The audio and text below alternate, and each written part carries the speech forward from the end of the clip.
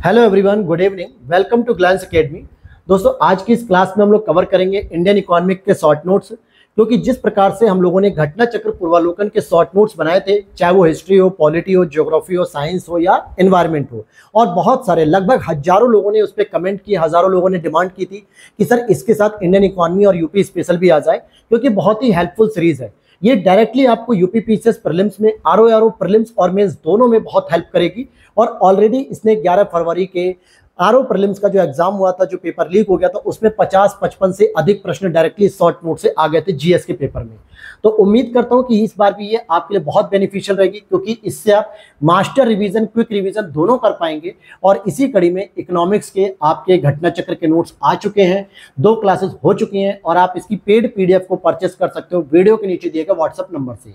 तो यहाँ पर हम लोगों ने लास्ट क्लास में जो एग्रीकल्चर वाला पॉइंट था उसको हम लोग कवर कर रहे थे। एग्रीकल्चर पॉइंट में हम लोगों ने कुछ टॉपिक पढ़े थे, उसको आज हम शुरू करेंगे। और वीडियो पे अगर आप पहली बार आए हो तो प्लीज चैनल को सब्सक्राइब कर लेना, और साथ ही साथ वीडियो अच्छी लगेगी तो लाइक कर देना। चलिए शुरू करते हैं आपकी आज की क्लास। लास्ट क्लास में हम लोगों ने कुछ ऑपरेशन के बारे में पढ़े थे, और ये पशु और क्रांति के बारे में, हरित क्रांति, और आज हम उसके आगे से पढ़ना शुरू करेंगे। तो इससे पहले आप लोग 2 क्लास जो हो चुकी है इकोनॉमिक्स की वो भी देख लेना। यूपी स्पेशल की क्लास ऑलरेडी आ चुकी है शाम में, मतलब इससे पहले वो भी देख लेना। बाकी प्लेलिस्ट में आपको सारी क्लासेस मिल जाएंगी। तो यहाँ पर आज हमारा जो टॉपिक रहेगा, आज का स्टार्टिंग पॉइंट, कि काली क्रांति। जैसे क्या था, कल हम लोग क्रांतियां पढ़ रहे थे कि हरित क्रांति के बारे में पढ़ेंगे तो खाद्यान्न उत्पादन से संबंधित थी, नीली क्रांति की बात करेंगे तो मत्स्य उत्पादन से संबंधित, लाल क्रांति में टमाटर भी आता है और मांस भी आता है, श्वेत क्रांति में आपका दूध आता है, पीली क्रांति में आपका तिलहन या सरसों या तेल वाली जो फसलें होती हैं। साथ ही साथ कुछ काली क्रांति भी होती हैं, इसमें कच्चा तेल उत्पादन यानी क्रूड ऑयल जिसको कहते हैं। काली क्रांति का मतलब होता है जो जीवाश्मिक खनिज के माध्यम से क्रूड ऑयल प्राप्त होता है।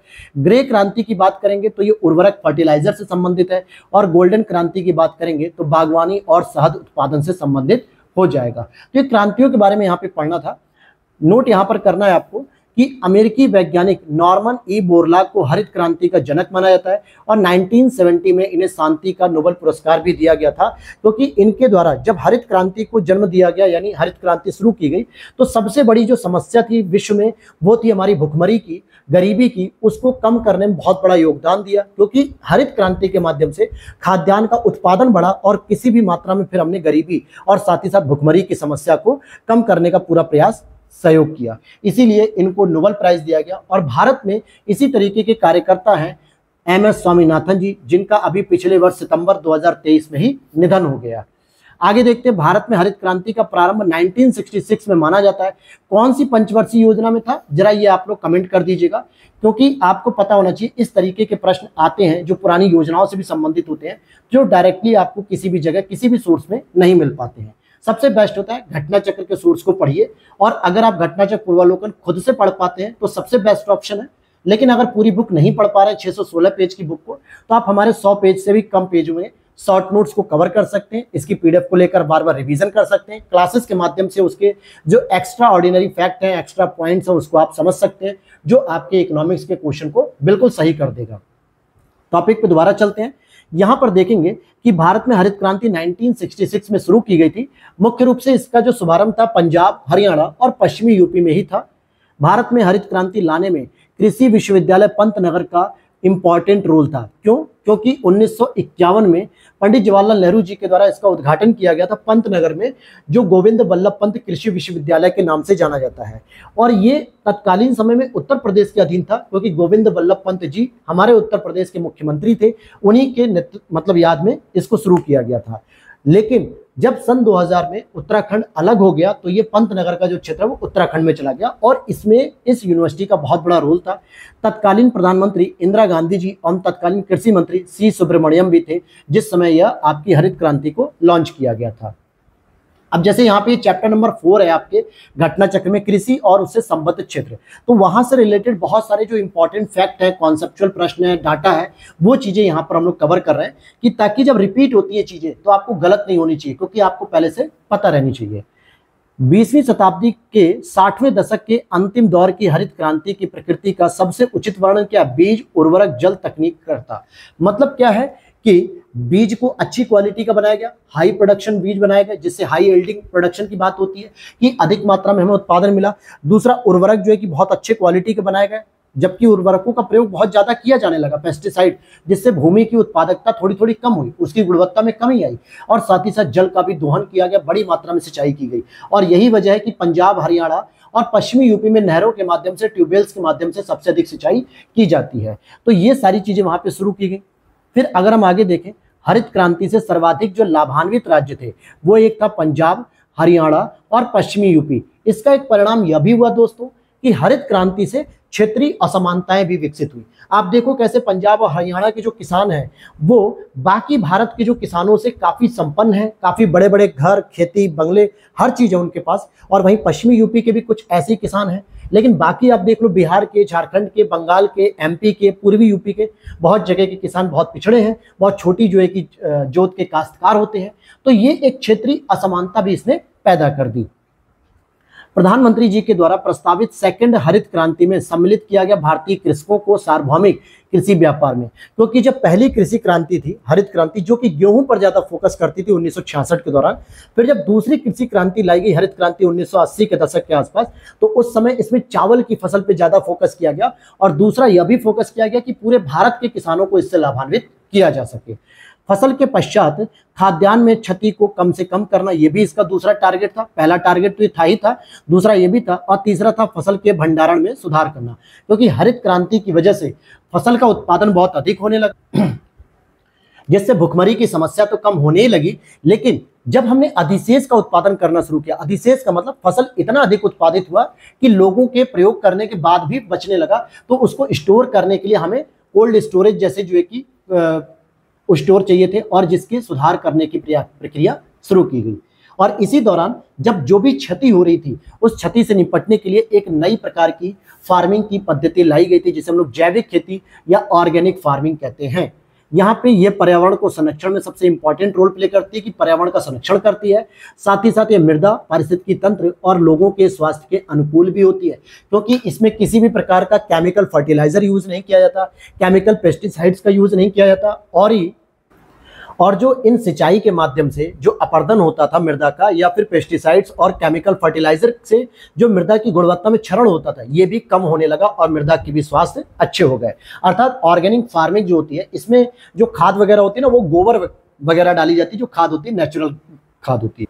और इसी के साथ साथ एक और योजना शुरू की गई थी भारत सरकार के द्वारा कि किस प्रकार से हम राष्ट्रीय मृदा स्वास्थ्य कार्ड योजना के माध्यम से हम मृदा के हेल्थ को, यानी सॉइल हेल्थ को चेक कर सकेंगे।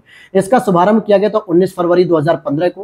प्रधानमंत्री नरेंद्र मोदी जी ने राजस्थान के सूरतगढ़ से स्वस्थ धरा खेत हरा, यानी धरा मतलब होता है भूमि, अगर हमारी भूमि अच्छी होगी, स्वस्थ होगी, हेल्दी होगी, यानी उसकी गुणवत्ता अच्छी होगी, उसकी उर्वरक क्षमता अच्छी होगी, उसकी उत्पादक क्षमता अच्छी होगी, तो खेत भी हरे भरे पर्याप्त मात्रा में होंगे। और इसी नारे के साथ इसको शुरू किया गया।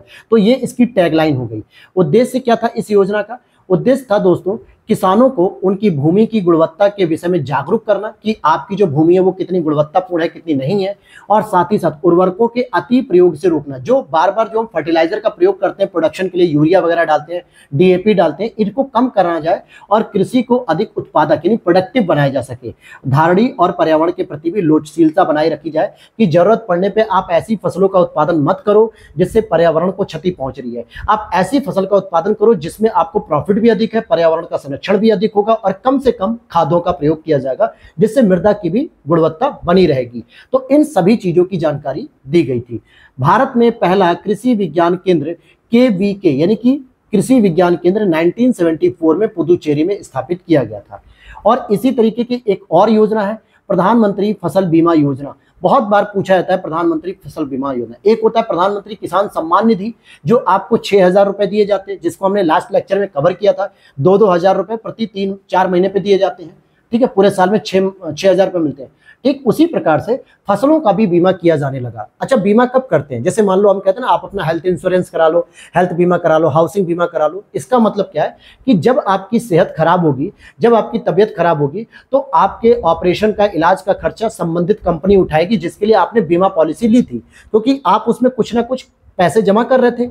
उसी तरीके से फसलों से संबंधित भी सरकार ने एक बीमा पॉलिसी लॉन्च की कि हर किसान अपनी कुछ प्रतिशत जो है कि लॉन्च अपनी फसल के रूप में जो है कि डोनेट करेगा, और अगर बाय डिफॉल्ट मानसून की वजह से, सूखा की वजह से, बहुत अधिक ओले बरसात की वजह से, किसी वजह से अगर उसकी फसल को नुकसान होता है तो सरकार के द्वारा बीमा प्रदान किया जाएगा उस फसल के एवज में, ताकि किसान को नुकसान न पहुंचे। इसी वजह से 13 जनवरी 2016 को प्रधानमंत्री फसल बीमा योजना शुरू की गई थी।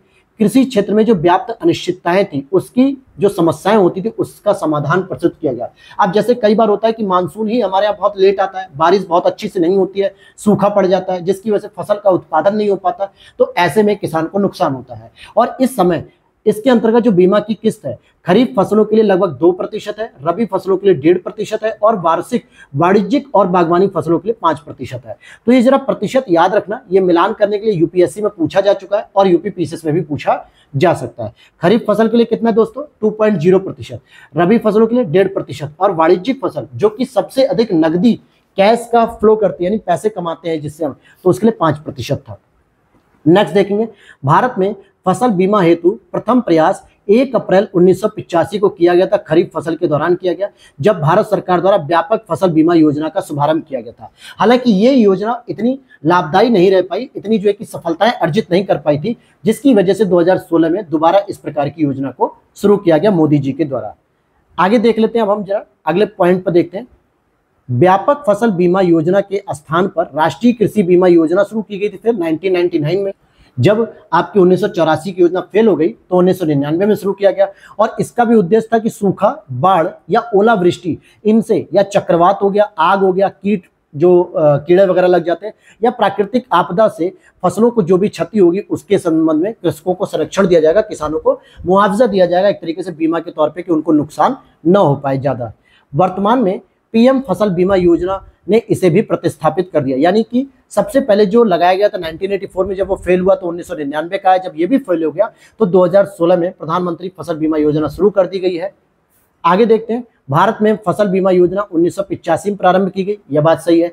यूपी में सस्य जलवायु, यानी कि जो कृषि जलवायु क्षेत्र कितने हैं? टोटल 9 है, यह भी सही है।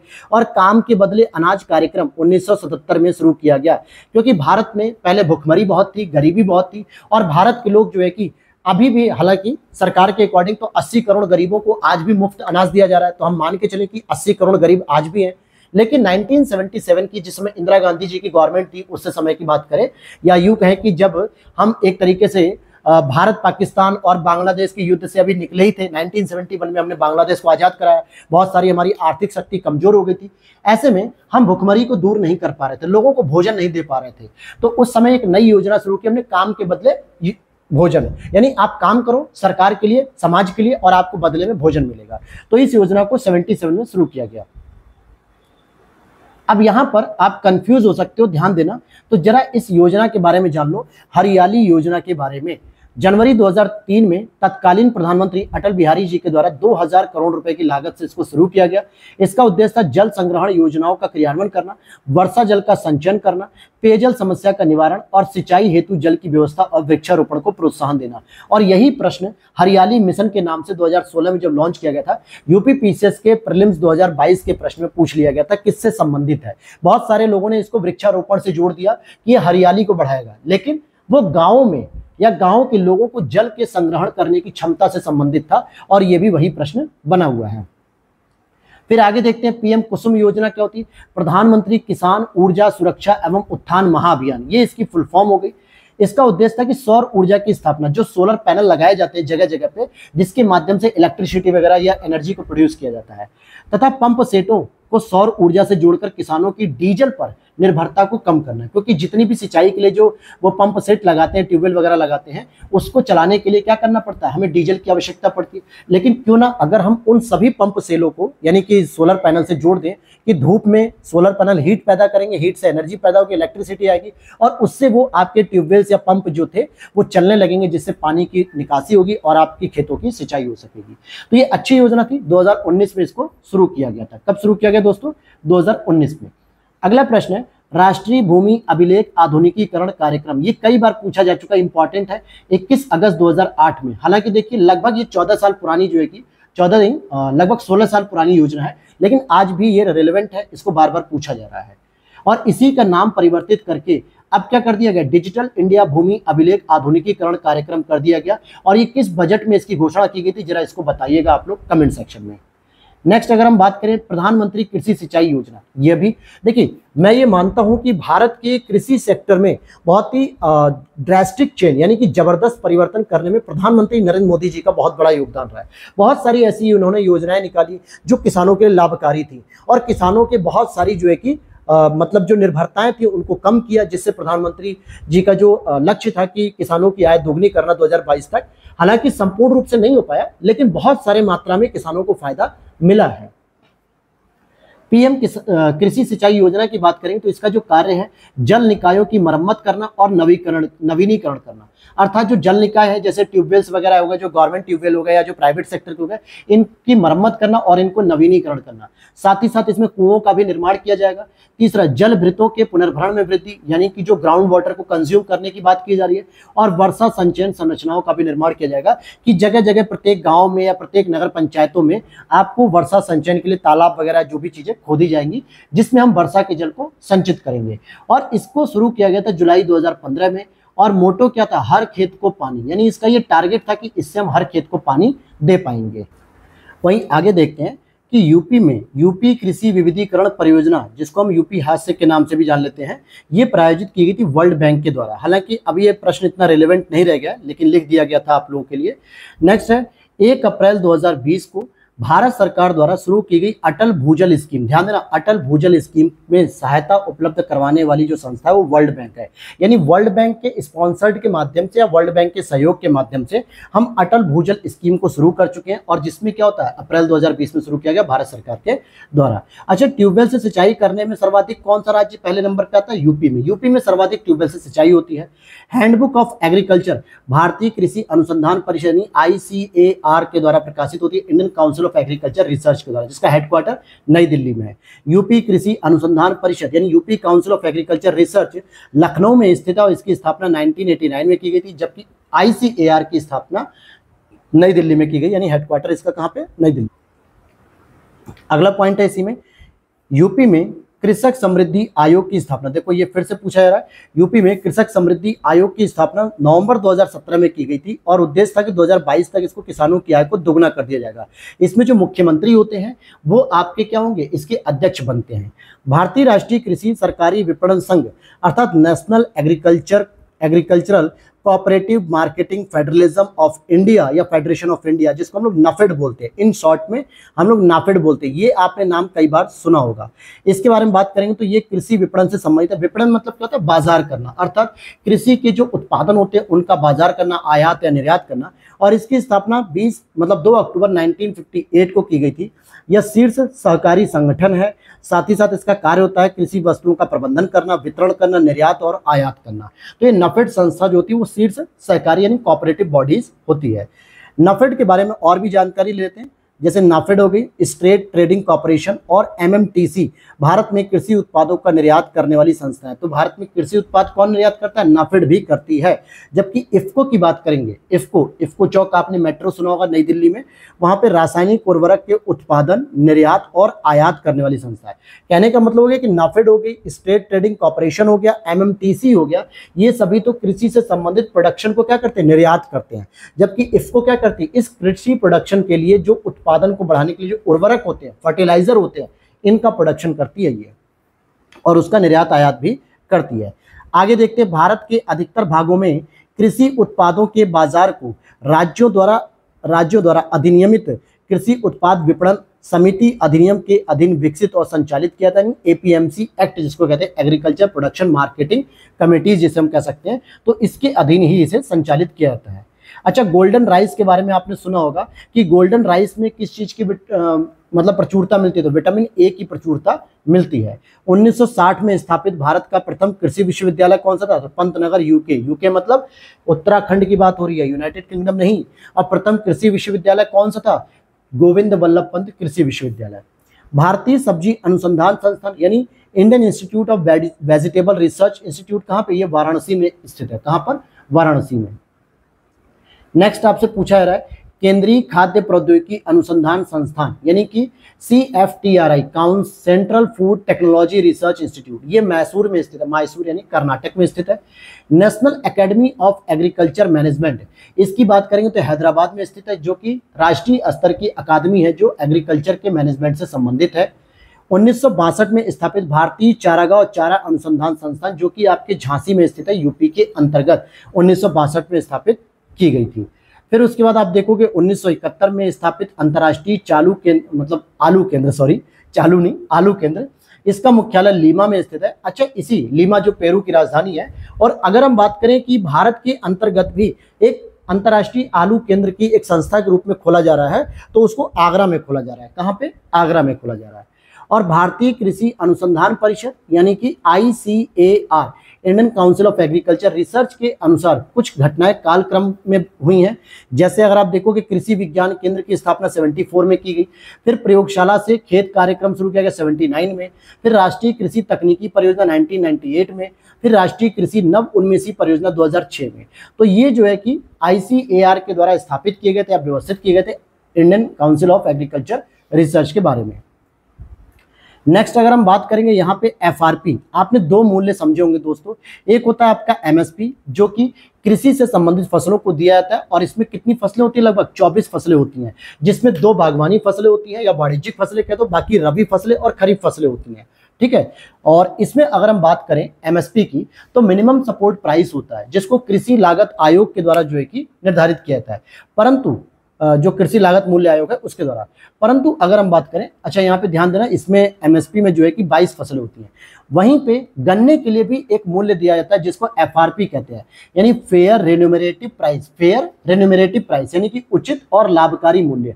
इसकी अवधारणा संबंधित है गन्ने से। जब हम गन्ने का MSP तय करते तो यहाँ पे MSP वर्ड यूज नहीं करते, यहाँ पे वर्ड का प्रयोग करते उचित और लाभकारी मूल्य।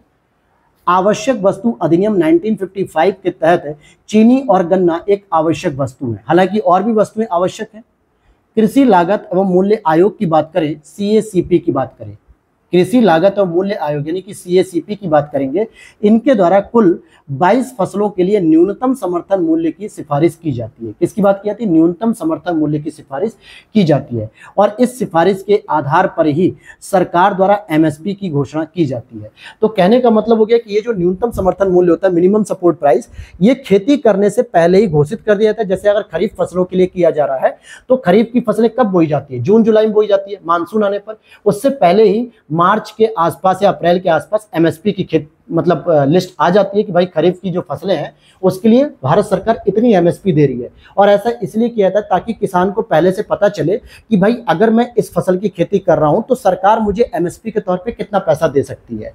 अगर मेरे लिए बेनिफिशियल होगा तो मैं उसी की खेती करूंगा, नहीं बेनिफिशियल होगा तो मैं छोड़ दूंगा। इसी तरीके से जब रबी की फसल होती है, अक्टूबर नवंबर में बोई जाती है, तो उससे पहले ही अगस्त या सितंबर में जो है कि MSP लॉन्च कर दिया जाता है उन फसलों के लिए।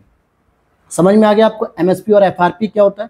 अब यहाँ पे इसी तरीके से नेक्स्ट पॉइंट को अगर हम बात करें, क्या कह रहा है कि कृषि लागत और मूल्य आयोग द्वारा MSP हेतु अनुशंसित फसलें कौन कौन सी हैं। तो सामान्यतः आप देखोगे अनाज के तौर पे जो हमारी जो 22 फसलें हैं ना, जो MSP 22 फसलों को दिया जाता है, तो अनाज में आपका धान, गेहूं, ज्वार, बाजरा, मक्का, रागी, जौ। ठीक है। दालों की बात करें तो चना, तूर, अरहर, मूंग, उड़द, मसूर हो गई। तिलहन की बात करें तो मूंगफली, रैपसीड, मस्टर्ड, सूर्यमुखी या सूरजमुखी कह दो, सोयाबीन, सीसम, और कुसुम और नाइजर सीड हो गए। और वाणिज्यिक फसलों में ये कोपरा होता है, कपास होता है, जूट होता है। ठीक है। तो इस तरीके की ये पूरी 22 फसलें होती है जिस पर MSP दी जाती है कृषि लागत और मूल्य आयोग के द्वारा। जबकि गन्ने के लिए आप MSP की जगह किसका प्रयोग करते हो? उचित और लाभकारी मूल्य यानी कि फेयर एंड रिम्यूनरेटिव प्राइस की बात की जाती है गन्ने के लिए। और इसका भी अनुमोदन कौन करता है? आर्थिक मामलों की मंत्रिमंडलीय समिति CCEA के द्वारा किया जाता है। भारत सरकार के द्वारा कुल 24 फसलों के लिए MSP जारी की जाती है। यहां पर इसे सही कर लीजिएगा दोस्तों, ये 22 फसलें होनी चाहिए थी। ठीक है, 22 फसलों के लिए। अब यहाँ पर देखते हैं, नेक्स्ट है 1965 में कृषि मूल्य आयोग की स्थापना की गई थी। 1985 में ही इसका फिर नाम बदल दिया गया और कृषि लागत और मूल्य आयोग के नाम से कर दिया गया और इसका हेडक्वार्टर नई दिल्ली में है। और यही आपको एमएसपी के बारे में पूरी डिटेल देते हैं। अच्छा, इनका उद्देश्य क्या था, इनको क्यों स्टैब्लिश किया गया था भारत सरकार के द्वारा? कि कृषि लागत और मूल्य आयोग का उद्देश्य था, पहला कृषि मूल्यों का स्थिरीकरण करना, यानी एमएसपी देकर आप कृषि के मूल्य को स्थिर कर सकते हो। कृषकों के लिए सार्थक वास्तविक आय स्तरों का सुनिश्चय करना और लोक वितरण पद्धति के माध्यम से उपभोक्ताओं को आवश्यक कृषि पण्य की वस्तुएं जो है कि प्रदान करना। फिर यहाँ पर अगर आप देखोगे, उचित दरों पर उपलब्ध करा सकते हैं और किसानों के रक्षा करना हितों की। फिर वहीं पे सरकार अधिप्राप्ति मूल्यों या वसूली मूल्यों, जिसको प्रोक्योरमेंट प्राइस कहते हैं, इस पर कृषकों से कृषि उपज का क्रय करती है। अच्छा, 3 प्रकार के मूल्य होते हैं। एक तो उसमें होता है प्रोक्योरमेंट प्राइस, ठीक है। प्रोक्योरमेंट प्राइस को हम लोग क्या कहते हैं, सामान्यतः अधिप्राप्ति मूल्य कहते हैं, वसूली मूल्य। इसका मतलब होता है कि सरकार किसानों से जिस दाम पर कोई वस्तु खरीदती है और उसको स्टोर करती है, सरकार का मतलब एफसीआई खरीदती है, जिस दाम पर खरीद रही है उसी को प्रोक्योरमेंट भी कहते हैं। क्या कहते हैं? प्रोक्योरमेंट प्राइस कहते हैं। और यह सामान्यतः अधिप्राप्ति जो मूल्य होता है वो हमेशा एमएसपी से ऊंचे होते हैं। मान लेते हैं कि सरकार ने गेहूं के लिए 2050 रुपए एमएसपी तय किया, भाई एमएसपी इतना होगा कि कम से कम इतने रुपए का गेहूं तो बिकना ही चाहिए। लेकिन अगर सरकार ने किसान से गेहूं खरीदा लगभग मान लो 2200 रुपए का, 150 रुपए प्रॉफिट के साथ, तो ये जो है ये आपका प्रोक्योरमेंट प्राइस हो जाएगा। क्या हो जाएगा? पीआर, यानी प्रोक्योरमेंट प्राइस, अधिप्राप्ति मूल्य, जबकि एमएसपी कितना 2050 है। फिर आगे देखते हैं, भारत में कृषि वित्त के स्रोतों को 2 वर्गों में बांटा गया। एक होता है कृषि को जो लोन मिलता है, एक तो मिलता है संस्थागत स्रोतों के द्वारा और एक होता है गैर संस्थागत। संस्थागत स्रोत में जैसे सहकारी समितियां हो गई, वह बैंक हो गए, व्यापारिक बैंक हो गए, क्षेत्रीय ग्रामीण बैंक हो गए और सरकारें हो गई। तो ये सभी संस्थागत स्रोत होते हैं जहां पे लिखित नियम होते हैं, लिखित रूप से जो है कि उनकी एक परसेंटेज होती है जिसको रेट ऑफ इंटरेस्ट कह सकते हो। इनमें कोई परिवर्तन नहीं होता, सारे एग्रीमेंट्स यहाँ पे लिखित रूप में होते हैं। लेकिन वहीं गैर संस्थागत में जैसे महाजन हो गए, साहूकार हो गए, रिश्तेदार हो गए, व्यापारी हो गए, जमींदार हो गए, जब इनसे किसान लोन लेता है अपनी खेती बाड़ी के लिए तो यहाँ पर इनका शोषण भी किया जाता है। इनको मनी शार्क भी कहा जाता है, एक ऐसी मछली जो सारे के सारे पैसे को खा जाती है, यानी मनी शार्क के रूप में इसको कहा जाता है, क्योंकि इनके पास कोई लिखित एग्रीमेंट नहीं होता है। किसान ने बस कह दिया, उन्होंने दे दिया 1 लाख रुपए और 2 साल बाद वो लोग कहते भैया तुमने मुझसे 2.5 लाख रुपए लिए थे और 2.5 लाख रुपए मुझे रिटर्न करो और उसका ब्याज 50,000 हो गया, यानी 3 लाख रुपए रिटर्न करो। अब किसान कितना भी कहते रह जाए, नहीं सब मैंने 1 लाख रुपए लिया था, लेकिन वो मानेगा ही नहीं, क्योंकि उसके दिमाग में क्या है, बेईमानी करना। और इसके पीछे रीजन क्या है, क्योंकि इसका कोई भी लिखित प्रमाण नहीं है, लिखित तौर पर कोई प्रूफ नहीं है कि आपने कितना लोन लिया था और कितने इंटरेस्ट पे लिया था। यही गैर सरकारी जो गैर संस्थागत स्रोत होते हैं इनका सबसे बड़ा ड्रॉबैक है। आगे बात करते हैं, कृषि क्षेत्र के लिए लक्षित ऋणों को विभिन्न संस्थाओं के योगदान के रूप में देखा गया। जैसे वाणिज्यिक बैंक 76% तक लोन प्रदान करती कृषि का, सबसे अधिक इसी का योगदान है, सबसे अधिक वाणिज्यिक बैंक देते हैं जो कमर्शियल बैंक होते हैं। फिर सहकारी बैंक लगभग 13% और रीजनल रूरल बैंक जो होते हैं आरआरबी जिसको हम लोग कहते हैं रीजनल रूरल बैंक, ये लगभग 11% तक कृषि को लोन प्रदान कर रहे हैं। फिर आगे देखते हैं, भारत में कृषि साख के संस्थागत स्रोत घटते क्रम में कैसे हैं। तो भाई सबसे अधिक संस्थागत स्रोत में वाणिज्यिक बैंक दे रहे हैं, फिर सहकारी बैंक दे रहे हैं, फिर क्षेत्रीय ग्रामीण बैंक, यानी इनका अकेले ही 76% रोल है, इनका 11%, इनका 14%। तो लगभग आप देख पा रहे हो किसका योगदान सबसे अधिक है। अब यहाँ पे एक सबसे इंपॉर्टेंट योजना जिसके बारे में कई बार पूछा जाता है एग्जाम में, केसीसी, यानी कि किसान क्रेडिट कार्ड। अब क्रेडिट कार्ड का मतलब क्या होता है भाई, आपको अगर आप सैलरीड एम्प्लॉय हो, आपको सैलरी मिल रही है चाहे प्राइवेट सेक्टर या गवर्नमेंट सेक्टर में, तो आपको बहुत सारे बैंक के कर्मचारी आपको क्रेडिट कार्ड ऑफर करते हैं कि सर आप हमारे से क्रेडिट कार्ड ले लीजिए और जब कभी आपके पास पैसा ना भी रहे ना तो आप हमारे क्रेडिट कार्ड से क्या कर सकते हो, शॉपिंग कर सकते हो, मार्केटिंग कर सकते हो। बाद में जब आपकी सैलरी आ जाएगी या आपके पास पैसा आ जाएगा तो हम ऑटोमेटिकली अपने कार्ड से, मतलब आप अपने कार्ड का पेमेंट कर सकते हो। ये होता है क्रेडिट कार्ड। लेकिन किसान को क्यों दिया जा रहा है, तो किसान के पास भी यही बात है कि किसानों के पास भी अतिरिक्त आय नहीं होती, अतिरिक्त रुपए नहीं होते हैं कि वो अपनी किसानों मतलब खेती किसानी में एक्स्ट्रा पैसा यूज कर सके, लगा सके फसल उत्पादन के लिए। तो उनको एक केसीसी कार्ड दे दिया गया कि जरूरत पड़ने पे आप इतने लाख का लोन ले सकते हो। इसकी शुरुआत 1998 में की गई थी। कई बार इसको मिलान करने के लिए पूछा जाता है, कई बार होता है कि आपको ऑप्शन 1998 नहीं मिलेगा तो क्या मिल जाएगा 99, लेकिन ये बहुत ही कम चांस होता है कि इसको सही माना जाए, केवल आपको 98 को ही सही मानना है। फसल उपजाने के लिए ऋण की सहायता दी जाती है, फसल कटाई के बाद खर्चों के लिए दी जाती है और फार्म परिवारों की उपभोग आवश्यकताओं के लिए दी जाती है। कहने का मतलब है कि केसीसी जो किसान की आवश्यकता की पूर्ति कर सके इसके लिए ये कार्ड दिए जाते हैं। आगे यहाँ पर देखते हैं, फार्म परिसंपत्तियों के रखरखाव हेतु कार्यशील पूंजी के लिए और कृषि उपज विपणन के लिए, यानी ये 2 पॉइंट और भी थे केसीसी से रिलेटेड। अब यहाँ पे कुछ घटनाएं हैं और यहाँ पे कुछ उनके वर्ष हैं। जैसे नाबार्ड की स्थापना 12 जुलाई 1982 को हुई थी। किसकी कमेटी पर? तो शिवरामन जी की सिफारिश पे की गई थी, जो शिवरामन समिति थी। स्वयं सहायता समूह का बैंक लिंकेज प्रोग्राम, यानी कि जो सेल्फ हेल्प ग्रुप है, इनको बैंक से कब जोड़ा गया ऋण देने के लिए? तो 1992 से 93 के बीच में। किसान क्रेडिट कार्ड योजना केसीसी 1998 में। और क्षेत्रीय ग्रामीण बैंक की स्थापना, रीजनल रूरल बैंक की स्थापना 1975 में की गई थी। और यह भी एक कमेटी के नाम पर की गई थी, कमेटी की सिफारिश पर। इसके बारे में आपको कमेंट सेक्शन में बताना है, क्योंकि आप लोग लगातार मेरी क्लास को अगर देख रहे होंगे तो वहां पर मैंने कई बार बताया भी है। साथ ही साथ इकोनॉमिक्स की जो तपस्या नोट्स के क्लास कर रहे होगे अगर मेंस ओरिएंटेड वाली, तो वहां पर भी इन चीजों को देखने को मिलेगा आपको। अब आ जाइए आगे, अगर हम देखते हैं भारत में गौण खनिज के प्रबंधन के संदर्भ में पूछा जा रहा है। जैसे विद्यमान विधि के अनुसार रेत एक कैसा है? गौण खनिज है। रेत क्या है? गौण खनिज है, बिल्कुल सही बात है। गौण खनिजों के अवैध खनन को रोकने के लिए नियम बनाने की शक्ति राज्य सरकारों के पास होती है। ये बहुत इंपॉर्टेंट पॉइंट है, ये यूपीएससी और स्टेट पीसीएस में भी पूछा जाता है। यूपी पीसीएस में स्पेशली आरओ एग्जाम्स के ये मेंस में भी ये प्रश्न पूछा जा सकता है, क्योंकि सिंपल सी बात है, रेत को क्या माना गया? गौण खनिज। और भी कई सारे ऐसे गौण खनिज होते हैं जिनके ऊपर नियम बनाने की शक्ति किसके पास है? राज्य सरकार के पास है। कई बार ऑप्शन में केंद्र सरकार देता है, और यही चीज वो चेक करना चाहता है कि आपको पता है कि नहीं। फिर आगे, गौण खनिजों के खनन के लिए पट्टे प्रदान करने की शक्ति भी राज्य सरकारों के पास होती है, और जबकि नियम बनाने की शक्ति भी राज्य सरकारों के पास होती है। तो देख सकते हो, गौण खनिज से संबंधित सारे के सारे प्रावधान राज्य सरकारों के पास ही हैं।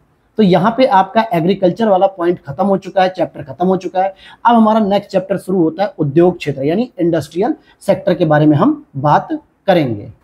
तो देख लेते हैं उद्योग क्षेत्र से भी संबंधित जो इंपॉर्टेंट फैक्ट हैं कवर कर लेते हैं। जैसे फॉर्च्यून पत्रिका के ग्लोबल 500 सूची में सर्वप्रथम कंपनी। अब यहाँ पे क्या लिखा गया? यहाँ पे हमने ब्लैंक कर दिया। क्यों? क्योंकि ये आपके करंट अफेयर्स के टॉपिक से कवर कर लेना है कि जो भी फॉर्च्यून पत्रिका की जो ग्लोबल 500 सूची में जो सम्मिलित सर्वप्रथम कंपनी होगी, उसको क्या मतलब है कि यूपी पीसीएस में आरओ में ये प्रश्न पूछा गया है करंट अफेयर्स के तौर पर, और इकोनॉमी से रिलेटेड है, इसलिए आपको इस चीज को कवर कर लेना। आज ही गूगल को करके आप इसको पॉइंट आउट कर लो। पेट्रोलियम और प्राकृतिक गैस नियामक बोर्ड का गठन 31 मार्च 2006 को अधिनियमित किया गया था, जो पेट्रोलियम और प्राकृतिक गैस यानी कि पेट्रोल और नेचुरल गैस से रिलेटेड है। PNGRB यानी पेट्रोल एंड नेचुरल गैस जो रेगुलेटरी बॉडीज है, इस अधिनियम की जो 30 धारा है, इसके अनुसार इसके निर्णयों के विरुद्ध अपील विद्युत अपील प्राधिकरण या अधिकरण के समक्ष की जा सकती है। यह स्टेटमेंट वाइज प्रश्न होगा। और इसके कार्य क्या होते हैं? तो पेट्रोलियम, पेट्रो उत्पादों, प्राकृतिक गैस से संलग्न कंपनियों और उपभोक्ता के हितों का संरक्षण करना और प्रतियोगी बाजारों का संवर्धन करना, यानी कॉम्पिटिटिव मार्केट जो होती है उसे भी स्टैब्लिश करने के जो टारगेट्स होते हैं वो इसी को अचीव करने होते हैं। इसी तरीके से एक टॉपिक आता है दोस्तों CSR। CSR का मतलब क्या होता है? कॉर्पोरेट सोशल रेस्पॉन्सिबिलिटी, यानी जो बड़े बड़े जो उद्योग धंधे वाले जो घराने हैं, या यूँ कहें कि जो बड़ी बड़ी कंपनियां हैं, कॉर्पोरेट सेक्टर हैं, उनके भी कुछ समाज के प्रति उत्तरदायी होने चाहिए, समाज के प्रति कुछ जिम्मेदारियां होती है, उसी को हम CSR कहते हैं। और सामान्यतः इसको कहा जाता है कॉर्पोरेट सामाजिक उत्तरदायित्व के बारे में हम बात करेंगे। सामाजिक, इसका अर्थ होता है कि जो सामाजिक जिम्मेदारियों को निभाते हुए कारोबारों को करना। कंपनी अधिनियम 2013 भारत में कॉर्पोरेट शासन का आधार देता है, यानी कि कॉर्पोरेट सामाजिक उत्तरदायी जो CSR है, इसको कंपनी अधिनियम 2013 के तहत शुरू किया गया, जिसमें यह कहा गया कि CSR गतिविधियों पर कंपनी द्वारा पिछले 3 साल के औसत शुद्ध लाभ का लगभग 2% खर्च करने की बात की गई है। अर्थात जो कंपनियां पिछले 3 सालों में समाज से जितना भी प्रॉफिट कमा रही है, मतलब कि समाज में अपने प्रोडक्शन को बेच के और जितना भी जो है कि इनकम कमा रही हैं, तो उनका जो नेट ग्रोथ है, यानी कि जो नेट प्रॉफिट है, उसके 2% खर्च करेंगे कल्याणकारी गतिविधियों पे। चाहे वो हॉस्पिटल पे खर्च करें, चाहे एजुकेशन पे खर्च करें, चाहे ट्रांसपोर्ट पे खर्च करें, या फिर हेल्थ पे खर्च करें, किसी पर भी खर्च करें, लेकिन उन्हें करना पड़ता है। अब CSR संबंधी कानून सबसे पहले भारत में ही बना था, और जिस कंपनी की एक वित्तीय वर्ष में न्यूनतम पूंजी यानी नेटवर्थ अगर आपके 500 करोड़ रुपए की है, ध्यान समझना, नेटवर्थ अगर 500 करोड़ रुपए की है, या फिर न्यूनतम 1000 करोड़ रुपए का उसका टर्नओवर है, ठीक है, तो या न्यूनतम 5 करोड़ का शुद्ध लाभ हो तो उसे सीएसआर जो है कि कमेटी बनानी होगी। कहने मतलब हो गया एक ऐसी कंपनी जो 500 करोड़ रुपए का जो है कि प्रॉफिट है उसका, और साथ ही साथ उसमें 5 करोड़ का लगभग जो है कि शुद्ध लाभ है और 1000 करोड़ का टर्नओवर है, तो ऐसी जो कंपनी होती है, जो कारोबार सेक्टर होते हैं, उन्हें सीएसआर के बारे में कमेटी बनानी पड़ती है। और इससे रिलेटेड एक कमेटी आई थी दोस्तों, जिसको अगर हम अलग तरीके से पढ़ें, जिसको उदय कोटक समिति के बारे में पूछा जा रहा है। तो उदय कोटक समिति क्या है? ये सेबी के द्वारा जून 2017 में गठित कॉर्पोरेट प्रशासन में सुधार करने के लिए लाई गई थी, यानी कि security action board of India के द्वारा इसको गठित किया गया था 2017 में, उदय कोटक समिति। और 2017 अक्टूबर में ही इन्होंने अपनी रिपोर्ट प्रस्तुत की और इसके अध्यक्ष से उदय कोटक, इसलिए इसको नाम दे दिया गया। इन्होंने क्या सिफारिश की? इन्होंने कहा कि जो सूचीबद्ध कंपनियां शेयर मार्केट में लिस्टेड कंपनियां हैं, इनके अध्यक्ष और मैनेजिंग डायरेक्टर्स जो हैं, इनके पदों को पृथक किया जाए, अलग अलग किया जाना चाहिए, और कंपनी बोर्ड के कम से कम आधे सदस्यों का स्वतंत्र निदेशक होना जरूरी कर दे, जिसमें एटलीस्ट एक महिला भी होनी चाहिए। तो इन्होंने ये कॉर्पोरेट के प्रशासन में सुधार करने के लिए ये इस तरीके के प्रोविजंस की रिपोर्ट दी थी, यानी सिफारिश की थी। तो यहां पर अगले पॉइंट की ओर चलते हैं। भारत में पहला रबर टायर आधारित मेट्रो कहां पर खोला गया? नासिक, महाराष्ट्र में बनाया जा रहा है। और भारतीय रेलवे ने 2030 तक शून्य कार्बन उत्सर्जन नेटवर्क और 2023 तक 100% विद्युतीकरण का लक्ष्य रखा था। इसने कहा था कि हम भारतीय रेलवे को 100% कैसा कर देंगे? इलेक्ट्रिक पे कर देंगे, यानी कि आपके विद्युतीकरण पे कर देंगे, किसी प्रकार का हम पेट्रोल डीजल का यूज नहीं करेंगे, और शून्य कार्बन उत्सर्जन भी हम 2030 तक टारगेट को प्राप्त कर लेंगे। फिर आगे है वैश्विक होम फर्निशिंग रिटेलर कंपनी, जिसको नाम है आइकिया, जो कि स्वीडन की एक कंपनी है। इसने अपना फर्स्ट शोरूम हैदराबाद में खोला। इसकी कोई जरूरत नहीं थी इन दोनों प्रश्नों की। चलिए आगे देख लेते हैं। 2025 तक भारत में कुल 25 स्टोर स्थापित करने की योजना है। ये इसको कट कर दीजिए। भारतमाला परियोजना से सड़क इंफ्रास्ट्रक्चर क्षेत्र समझ, जैसे कई बार होता है ना भारत सागरमाला परियोजना, भारतमाला परियोजना, तो भारतमाला में क्या है कि जो सड़क वगैरह है, इंफ्रास्ट्रक्चर, इसको तैयार करने की बात की जा रही है। और सागरमाला की अगर हम बात करें तो इसमें जो तटीय क्षेत्र है उनको डेवलप करने की बात की जाती है, तटीय क्षेत्रों को डेवलप करने की बात की जाती है। नेक्स्ट यहाँ पर एक एनआईपी की बात करेंगे, ये बहुत चर्चा में रहता है, नेशनल इंफ्रास्ट्रक्चर पाइपलाइन। राष्ट्रीय अवसंरचना पाइपलाइन को 29 अप्रैल 2020 को वित्त मंत्री निर्मला सीतारमण जी के द्वारा जारी किया गया, लॉन्च किया गया। इसका उद्देश्य था कि नागरिकों के जीवन की गुणवत्ता में सुधार लाना और देश में विश्व स्तरीय अवसंरचना उपलब्ध कराना, यानी कि जो वैश्विक स्तर पर जो ट्रेडमार्क है, पेटेंट है, या यूं कहें कि एक स्टैब्लिश जो मापदंड है कि ऐसा हमारा जो है कि इंफ्रास्ट्रक्चर होना चाहिए, उस लेवल का इंफ्रास्ट्रक्चर भारत में डेवलप किया जाएगा। वित्त वर्ष 2020 से लेकर 25 तक की अवधि के दौरान देश में अवसंरचना क्षेत्र में कुल निवेश लगभग 111 लाख करोड़ रुपए का अनुमान रखा गया है इस नेशनल इंफ्रास्ट्रक्चर पाइपलाइन के माध्यम से। अब यहाँ पे देखते हैं आर्थिक सर्वेक्षण 2022-23 के अनुसार भारत फोन बनाने में सेकंड नंबर पर आ चुका है। राष्ट्रीय निवेश और अवसंरचना निधि की बात करेंगे तो भारतीय न्यास अधिनियम 1882 के तहत इसको एस्टैब्लिश किया गया और इसकी जो कार्पस है वो लगभग 40,000 करोड़ रुपए है। मतलब ये जो फंड योजना है इसके बारे में बात की जा रही है। ठीक है, अब यहाँ पे जरा राष्ट्रीय विनिर्माण नीति की बात कर लेते हैं। राष्ट्रीय विनिर्माण नीति मतलब क्या? नेशनल मैन्युफैक्चरिंग पॉलिसी, जो कि 4 नवंबर 2011 को जारी की गई थी वाणिज्य उद्योग मंत्रालय के तहत।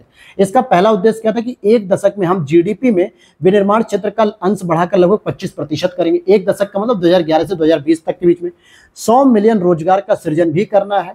ठीक है, 100 मिलियन रोजगार का, और मध्य अवधि में विनिर्माण क्षेत्र की वृद्धि दर को 12 से 14% तक बढ़ाना है तथा भारतीय विनिर्माण क्षेत्र की वैश्विक, ध्यान से समझना, वैश्विक प्रतिस्पर्धात्मक क्षमता को भी बढ़ाना है।